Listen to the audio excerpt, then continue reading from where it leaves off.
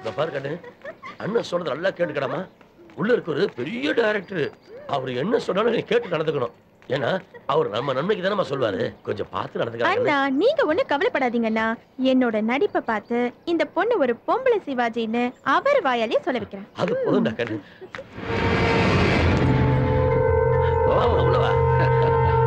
வாடா கண்ணு வா. சார் இதான் என் தங்கச்சி சீதா. வணக்கம் சார். உள்ள. ஐயோ எனக்கு ஒரு முக்கியமான வேலை இருக்கு, நான் போயிட்டு வந்துடுறேங்க. சரி நான் வந்துடுறேமா. அண்ணா தப்பா எடுத்துக்க போறாரு, நான் போயிட்டு வந்துடுறேன் கண்ணு. ஒண்ணுல என்ன தங்கச்சி கூச்சப்படுது. புதுசு பாருங்க, நீ போயிட்டு வாமா. சீக்கிரம் வந்துரு. வந்துடுறேன். சார் எனக்கு பயமா இருக்கு சார். பயமா இருக்கா? No problem, wait.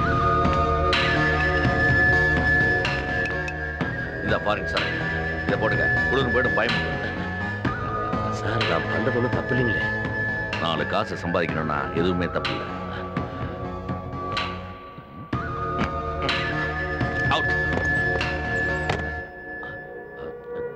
தப்பு இல்லை, 4 காசு சம்பாதிக்கணும்னா தப்பே இல்லை. அதான் நம்ம டைரக்டரே சொல்லியிருக்காரு. அப்புறம் என்ன தப்பு இல்லை தான். தப்பு தப்பு தப்பு இல்லை, அது தப்பு இல்லைதான்.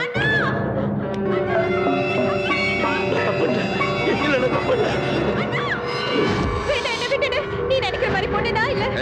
நாளைக்கு சினிமால நடிச்சு லட்சமா சம்பாதிக்கும் போது இந்த தப்பெல்லாம் உனக்கு பெருசா தெரியாதுரே. வா. வேண்டாம் விட்டுடு, நீ நினைக்கிறது நடக்காது. எங்க அண்ணனுக்கு மட்டும் இந்த விஷயம் தெரிஞ்சது நீங்க உயிரோட போப்பியதா? என்னடி உங்க அண்ணன் அவனை 5 லட்சம் வாங்கிட்டு வெளியில உட்காந்து நடிச்சிட்டு இருக்கான். இல்லையே, நான் எனக்காக இல்லையே, என் தங்கச்சி நல்லா இருக்குது.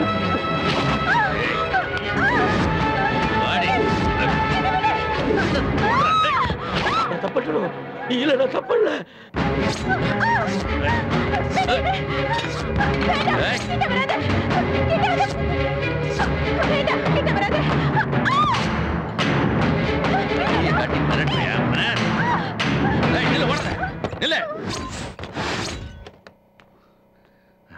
இந்த பிச்சுவா கத்திய வச்சுக்கிட்டு எனக்கே பூச்சாண்டி காட்டுறேன் நீ.